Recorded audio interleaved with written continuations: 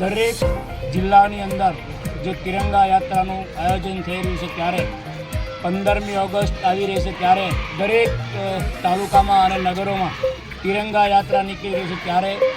અમારી આન બાન શાન અમારા તિરંગાની યાત્રા આજે સિનોરમાં નીકળી છે ત્યારે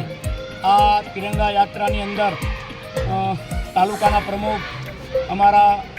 તાલુકા પંચાયતના પ્રમુખ, એપીએમસીના ચેરમેન, સરકારી અધિકારી, આ ગામના પ્રથમ નાગરિક અને સૌ ગ્રામજનો, તમામ ધર્મના લોકો આ તિરંગા યાત્રાની અંદર સિનોર તાલુકામાં જોડાયા છે ત્યારે આ દેશભાવના, દેશભક્તિ, દેશ પ્રેમની વધારે જાગૃત થાય તે માટેનું આ પવિત્ર સ્થાન જે નર્મદાના કિનારે આવેલું છે ત્યારે નર્મદાની સાક્ષીની અંદર